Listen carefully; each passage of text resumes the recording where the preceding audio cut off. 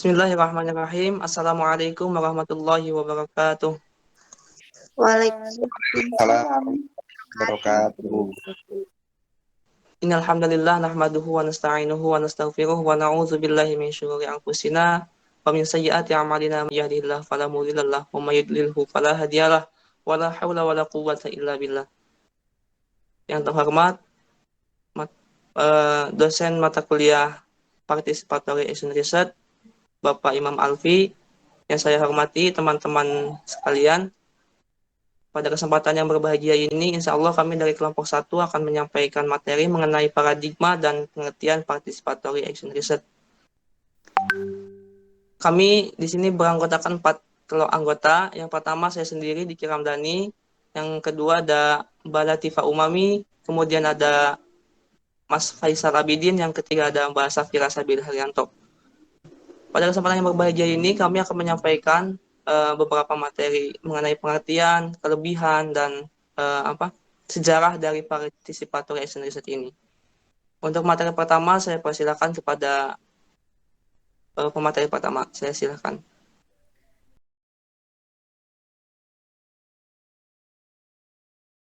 Oke, di sini saya akan menjelaskan materi pertama ya tentang apa sih itu PAR. Nah, PAR atau Participation Action Research dikenal dengan banyak nama, termasuk Participatory Research, Action Research, Collaborative Inquiry, Collaborative Action Research, Emancipatory Research, Action Learning, Contextual Action Research.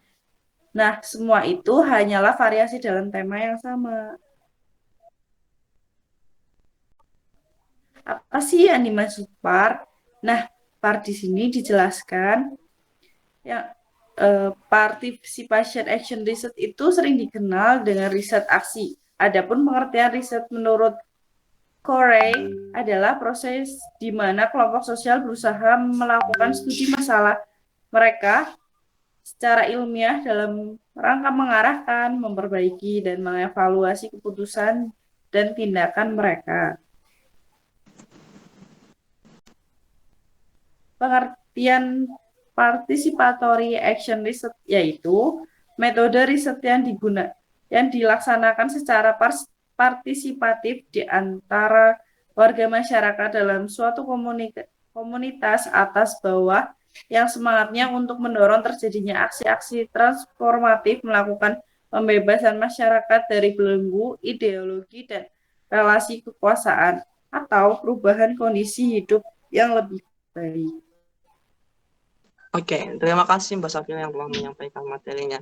Kemudian berikutnya ada materi kedua, masih dalam lingkup pengertian yang akan disampaikan oleh Mbak Latifah Umami. Monggo Mbak Latifah Umami disampaikan.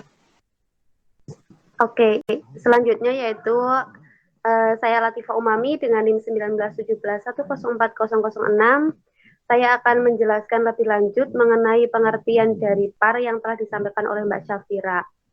Pada dasarnya, PAR merupakan penelitian yang melibatkan secara aktif semua pihak-pihak yang relevan atau stakeholder dalam mengkaji tindakan-tindakan yang sedang berlangsung, di mana pengalaman mereka sendiri sebagai persoalannya, dalam rangka melakukan perubahan dan perbaikan ke arah yang lebih baik.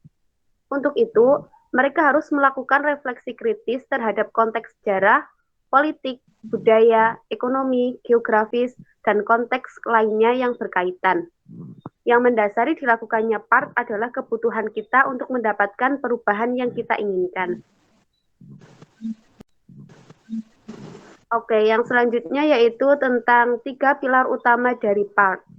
PAR itu memiliki 3 pilar utama. Yang pertama yaitu metodologi riset, yang kedua ada dimensi aksi, dan yang ketiga ada dimensi partisipasi.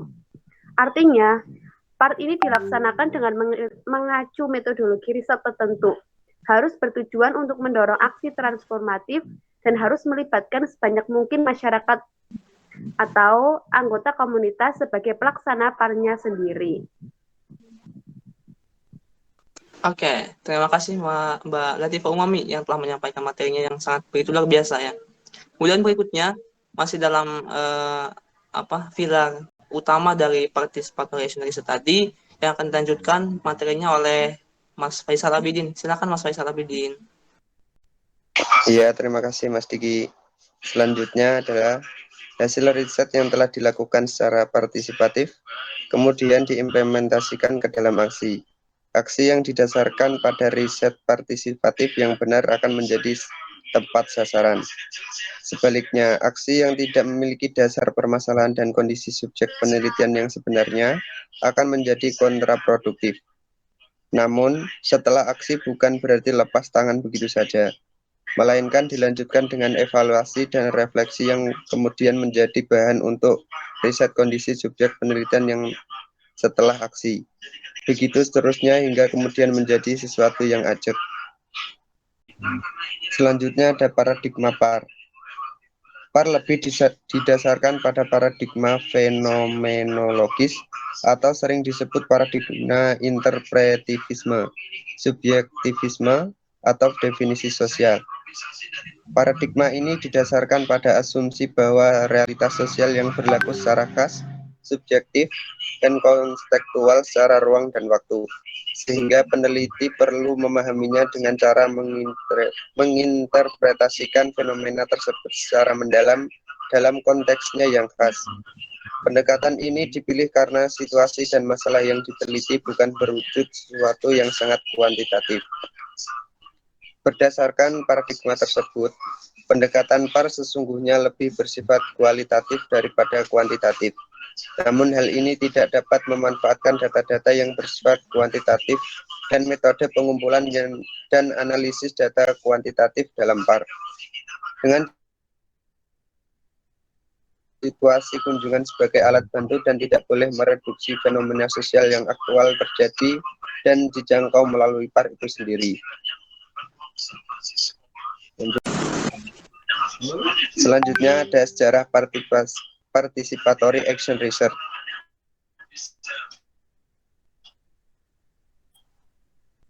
Atau PAR sedikit kabur karena sulit menemukan literatur yang jelas. Namun Kemis dan McTaggart pada tahun 1988, Zuber Skerrit pada tahun 1992, Fowler dan Schwarz-Barcott pada tahun 1993 menyatakan bahwa penelitian tindakan berasal dari Kurt Lewin, seorang psikolog Amerika.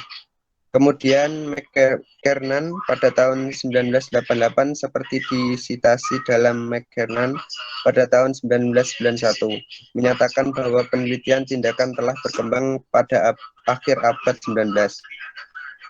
McKernan pada tahun 1991 juga menyatakan bahwa ada bukti bahwa di mana penggunaan riset oleh sejumlah informis sosial sebelum Lewin seperti Collin tahun 1994, Lippitt dan Redke tahun 1946, dan Corey tahun 1953.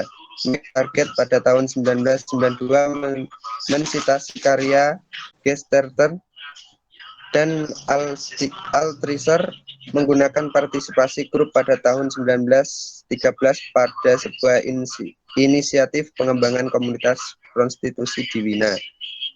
Freiderus pada tahun 1992 memasukkan konsep penelitian partisipasi yang muncul tahun 1970 dari pengembangan lebih lanjut dari pengalaman negara rendah.